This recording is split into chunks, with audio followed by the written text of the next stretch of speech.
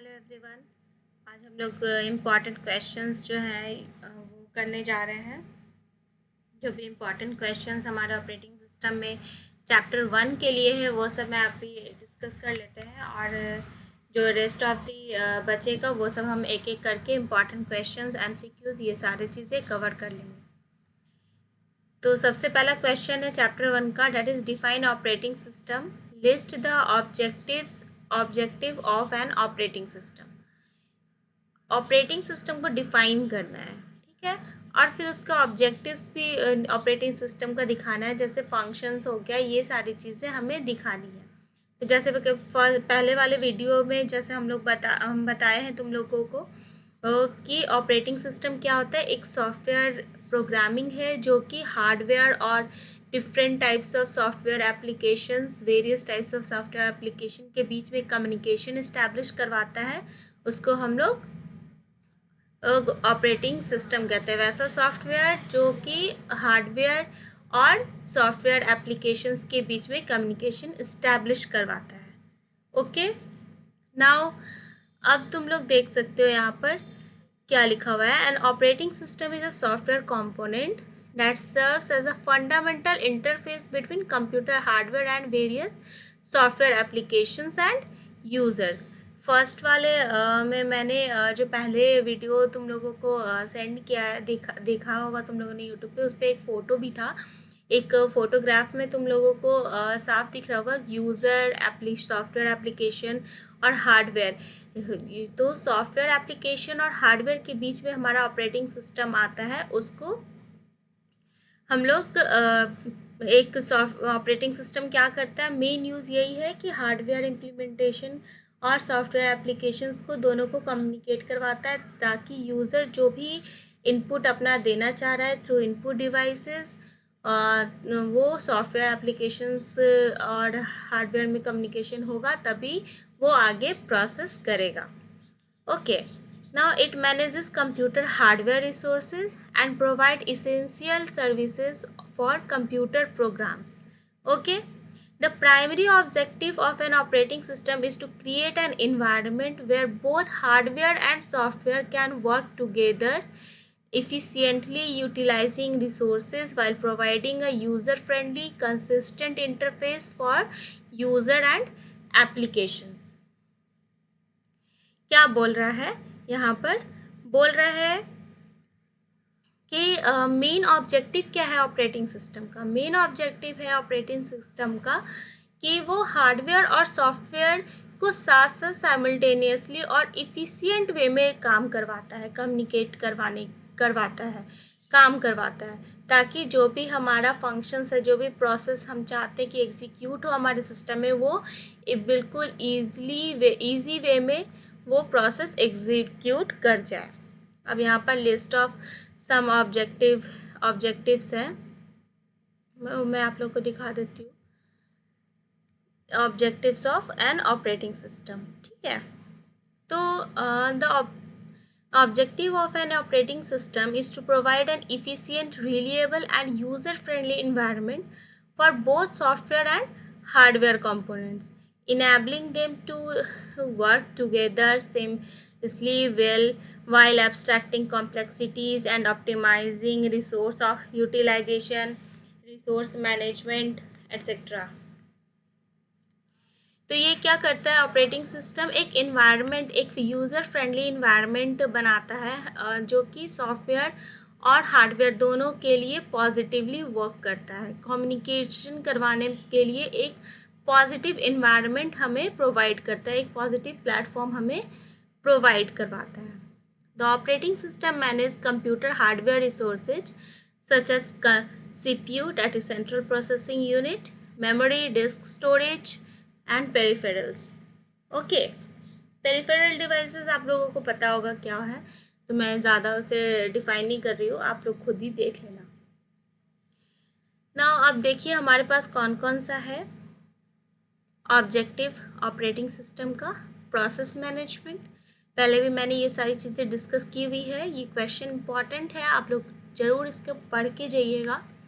जैसे process management, memory management, file system management, device management, user interface, security and access control, error handling, networking, resource abstraction, ये सारी चीज़ें जो है सो objective में आती है। इनके मेन फंक्शंस, ऑपरेटिंग सिस्टम के मेन फंक्शंस को इंडिकेट करती है। प्रोसेस मैनेजमेंट में क्या होगा, हम प्रोसेस को किस तरह से मैनेज करेंगे ताकि हमारा जो प्रोग्राम है वो इजीली एग्जीक्यूट कर सके।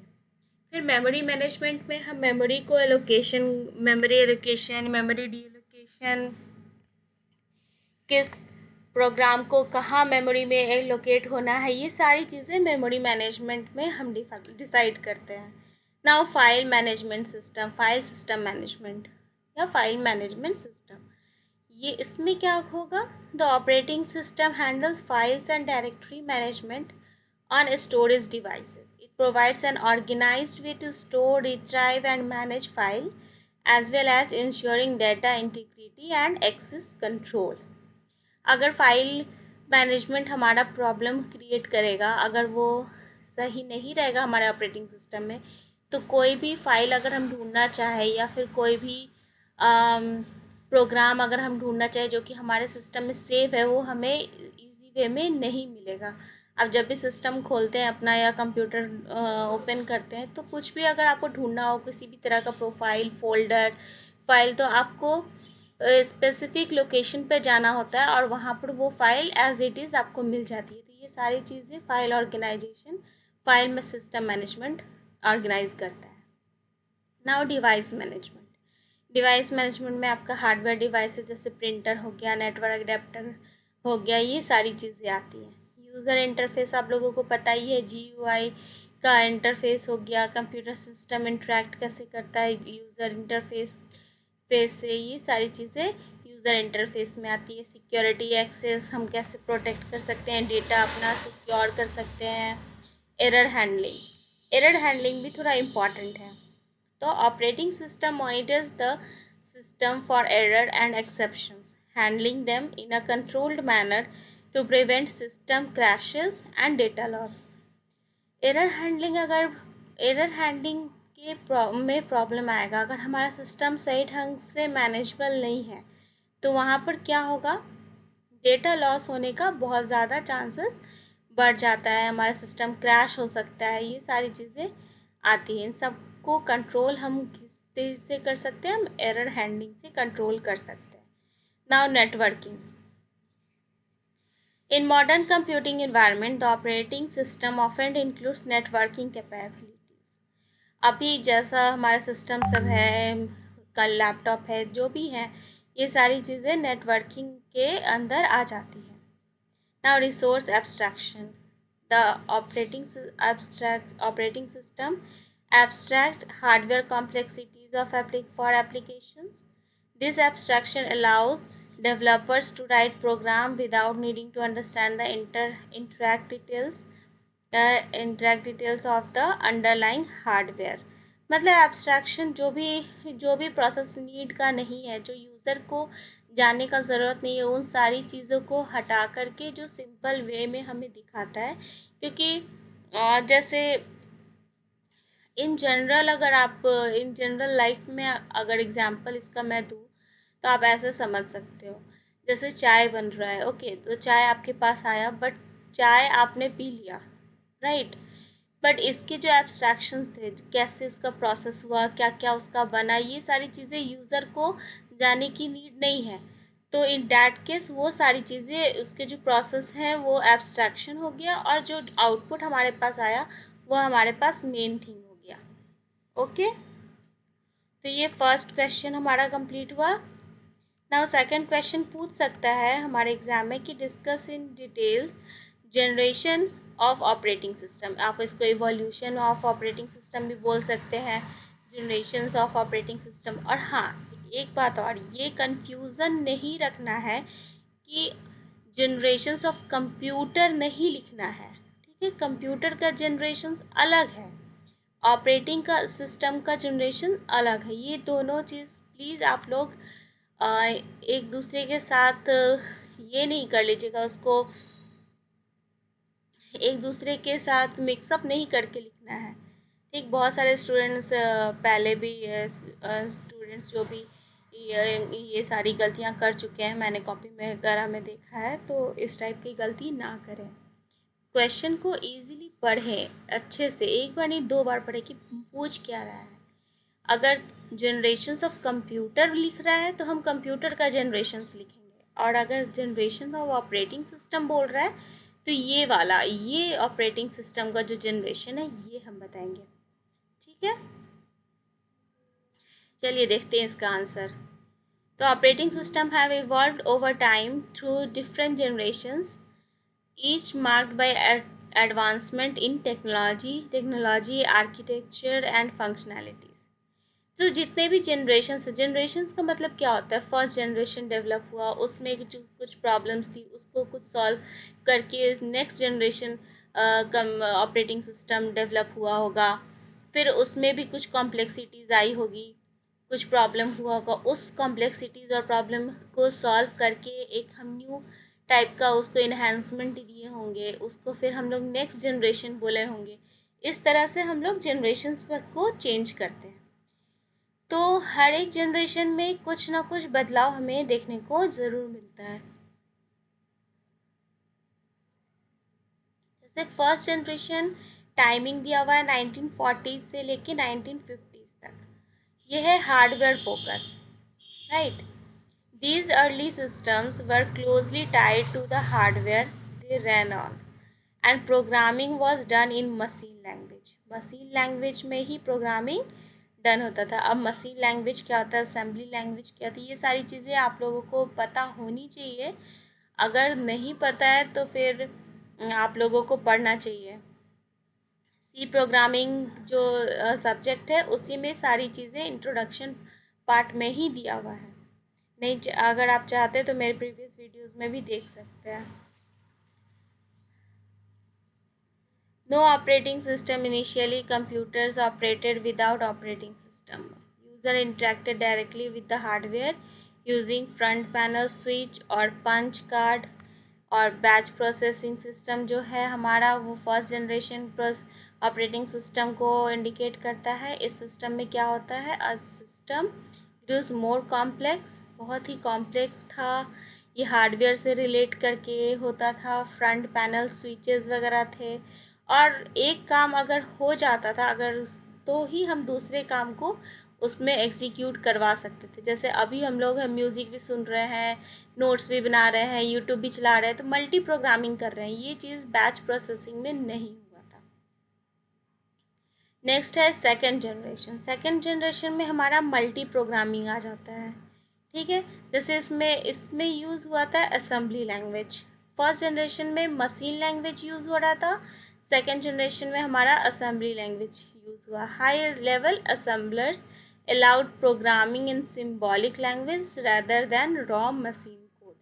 तो अब हमें मशीन लैंग्वेज में ना लिख करके हम क्या कर रहे थे, प्रोग्रामिंग, सिम्बॉलिक प्रोग्रामिंग लैंग्वेज को यूज़ कर रहे थे। ओके, इसमें जैसे मल्टी प्रोग्रामिंग जो हमारा ऑपरेटिंग सिस्टम है वो सेकेंड जनरेशन में हमें देखने को मिलता है। नाउ थर्ड जनरेशन में क्या होता है, टाइम शेयरिंग सिस्टम आ गया। अब हम टाइम शेयरिंग सिस्टम हो गया, वर्चुअल मेमोरी हो गया, ये सारी चीज़ें हम थर्ड जनरेशन में देखते हैं, जिसकी टाइमिंग है 1960 to 1970। Now fourth generation of operating system 1970 से 1980 तक। फोर्थ जनरेशन में हमारा माइक्रो प्रोसेसर आ जाता है, ग्राफिकल यूजर इंटरफेस आ जाता है, पर्सनल कंप्यूटर्स, इसमें MS DOS, एप्पल डॉस, ये सारी चीज़ें आ जाती हैं, जो कि फोकस कर रहा है सिंगल यूजर टास्क पे। ठीक है, आप ये सारी डिटेलिंग पढ़ लीजिएगा, जो भी लिखा है नोट्स भी आप बना सकते हैं यहाँ से। तो फोर्थ जनरेशन में हमारे पास माइक्रो प्रोसेसर आ जाता है, ग्राफिकल यूज़र इंटरफेस आ जाता है, पर्सनल कंप्यूटर्स में MS DOS, माइक्रोसॉफ्ट डॉस आ जाता है, विंडोज़ 1.0 आ जाता है, ये सारी चीज़ें हमें फोर्थ जनरेशन में मिलती है। फिर कुछ इन्हांसमेंट होता है और हम फिफ्थ जनरेशन में आते हैं। फिफ्थ जनरेशन में GUI ऐसे हमारा फोर्थ जनरेशन में इंट्रोड्यूस हो चुका था, बट उसको और इन्हांसमेंट दे करके और उसको अच्छे से इन्हांस करके हम इसमें फिफ्थ जनरेशन में डालते हैं, जिसका टाइमिंग है 1990 से प्रेजेंट, अभी भी ये चल रहा है, ठीक है। जिसमें मल्टीटास्किंग आ जाता है, networking and internet, open source movement जैसे Linux and other open source हो गया हमारे पास। ये सारी चीज़ें ऑपरेटिंग सिस्टम के फिफ्थ जनरेशन में आती है। नाउ सिक्स्थ जनरेशन, जो कि अभी हम लोग प्रेजेंट में यूज़ कर रहे हैं, जैसे cloud computing, virtualization, mobile, IoT, AI, artificial intelligence, ये सारी चीज़ें जो ऑपरेटिंग सिस्टम में इन्हांसमेंट हुआ है, सब चीज़ों का पॉसिबिलिटीज़ हुआ है, ये सारी चीज़ें हमारे सिक्स जनरेशन में आ जाती है। तो इस तरह से हम जनरेशन्स को डिफ़ाइन कर देंगे अगर हमारे पास क्वेश्चन पूछा जाए, डिस्कस इन डिटेल्स जनरेशन्स। और इवोल्यूशन भी अगर आप क्वेश्चन में पूछता है तो कंफ्यूज नहीं होना है, जनरेशन और इवोल्यूशन दोनों में सेम ही आंसर आपको करना है। नेक्स्ट क्वेश्चन जो फर्स्ट चैप्टर से बनता है वो आपको batch processing, multi programming, multi processing, multitasking, operation system structure, ये सारी चीज़ें भी आपको दे सकता है। इन सब में आपको डिफरेंस बिटवीन भी पूछ सकता है कि क्या क्या डिफरेंस बिटवीन इन एक्सप्लेन और define the difference between batch processing and multi programming, या फिर मल्टी प्रोसेसिंग और मल्टीटास्किंग, ये सारी चीज़ें आपसे पूछ सकते हैं। तो चलिए देखते हैं बैच प्रोसेसिंग क्या है। Batch processing is a method of running program और task in sequence without any user interaction during their execution. मतलब ये कि बैच प्रोसेसिंग में हमारा जो मेथड है, हमारा जो वो किस तरह का मेथड है, ये है साइमल्टेनियसली सीक्वेंस वाइज सीक्वेंस हमारा जो सिस्टम है वो प्रोसेस एग्जीक्यूट करेगा। कोई भी टास्क अगर हम देते हैं अपने सिस्टम में, अगर वो बैच प्रोसेसिंग के थ्रू यूज़ होगा तो वो एक टास्क कंप्लीट होने के बाद ही हम नेक्स्ट टास्क पर जा सकते हैं। User would submit a batch of job typically in the form of punch cards और मैग्नेटिक टेप्स। हम लोग किस तरह से बैच प्रोसेसिंग में कर सकते थे, तो या तो batch of job typically punch card के थ्रू हो या फिर मैग्नेटिक टेप के थ्रू हो to computer. The operating system would then execute the jobs one after the other without user intervention. बीच में कोई भी यूज़र इंटरवेंशन नहीं करना है। This approach was used in early computing to maximize resource utilization and streamline repetitive task. Okay, ये हो गया हमारा batch processing. Now multi programming. Multi programming में क्या होता है, it involves the simultaneous execution of program of multiple program in memory. The goal is to keep the CPU busy at all times even when one program is waiting input output operations. This technique improves overall system throughput. The operating system manages the execution and scheduling of these programs, allocating CPU time to each program in a way that optimize resource use. मतलब multi programming हम लोग use कर सकते हैं। एक ही time में हम कोई एक टास्क दे सकते हैं अपने सिस्टम को। जैसे हम सिस्टम पे अभी अपना काम करते हैं, कुछ नोट्स बना रहे हैं, व्हाट्सएप चला रहे हैं, फेसबुक चला रहे हैं, बाद में हम उसी टाइम पे एट द सेम टाइम हम म्यूज़िक भी सुन रहे हैं, राइट। उस समय आपका नेट भी चल रहा है, आप गूगल पे सर्च भी कर रहे हो। तो ये सारी चीज़ें आप CPU को एक साथ बहुत सारी वर्क दे रहे हो, वो सारे वर्क को मैनेज करके चल रहा है, तो इसको मल्टी प्रोग्रामिंग कहते हैं। Now multi processing. Multiprocessing refers to the use of multiple processors or CPU cores within a single computer system.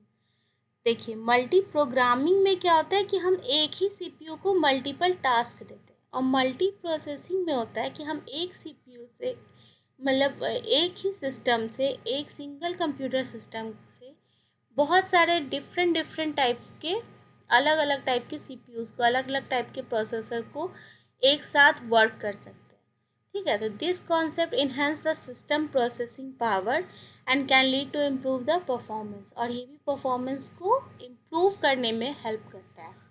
Operating system that supports multiprocessing need to manage the distribution of tasks across multiple processes and coordinate their execution.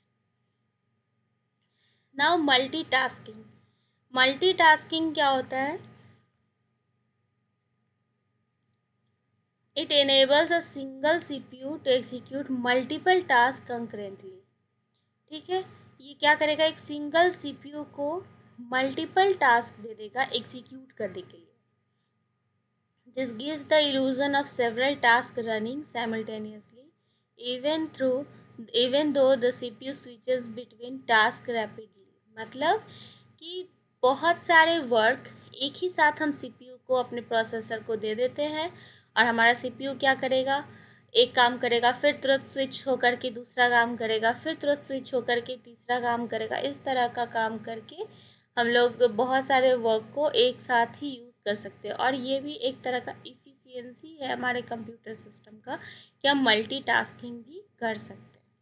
तो ये हो गया हमारा fourth question या third question, जो भी आप बोलिए, कि batch processing, multi programming, multi processing, multitasking सब में क्या डिफरेंस है, तो आप अपने लिख लीजिएगा. एक और आ रहा है, discuss the features and benefits of Unix operating system in details. ये क्वेश्चन भी बहुत इम्पॉर्टेंट है. बहुत ज़्यादा तो नहीं पूछता है बट कभी कभार ये क्वेश्चन हमारे एग्ज़ाम में पूछ देता है कि यूनिक्स क्या है, राइट. तो यूनिक्स क्या है? एक पावरफुल ऑपरेटिंग सिस्टम है जो कि मॉडर्न कंप्यूटिंग में बहुत ही ज़्यादा हेल्पफुल है. ठीक है. It has undergone numerous iteration and variations including Linux, which is based on Unix principle. Linux operating system जो है सो यूनिक्स ऑपरेटिंग सिस्टम के ऊपर ही मतलब कि उसी के प्रिंसिपल पर हम लोगों ने लिनक्स ऑपरेटिंग सिस्टम को भी डेवलप किया हुआ है. इसमें भी बहुत सारे फीचर्स है जैसे multi user, multitasking, portability, hierarchical file system, command line interface, modularity and composition, networking capabilities, security and permissions, stability and reliability, open standard and interoperability. ये सारी चीज़ें हम इसमें देख सकते हैं. यहाँ पे मैंने लिखा हुआ है, कुछ ज़्यादा नहीं है इसलिए मैं इसे डिटेल में समझा नहीं रही हूँ. फीचर्स क्या है, बेनिफिट्स क्या है, ये सब दिया हुआ है. आप नहीं भी देंगे तो भी काम चलेगा, कोई प्रॉब्लम नहीं है. आप बस एग्ज़ाम में इसको डिफ़ाइन कर दीजिएगा कि यूनिक्स ऑपरेटिंग सिस्टम क्या होते हैं और इसके फीचर्स, मेन पॉइंट क्या है. एक और क्वेश्चन यहाँ पे बनता है, वो है short note. Unix shell systems call interrupt in operating system. ये सारी चीज़ें भी नोट्स मैंने क्लासरूम में करवाई हुई हैं. अगर किसी को कुछ प्रॉब्लम हो इसमें भी समझने में तो मुझे कमेंट बॉक्स में लिख देना, मैं इसे भी डिफ़ाइन कर दूँगी. अब नेक्स्ट वीडियो में हम लोग चैप्टर 2 प्रोसेस मैनेजमेंट, जो हमारा चैप्टर 2 है, उसको डिस्कस करेंगे. तब तक के लिए थैंक यू सो मच.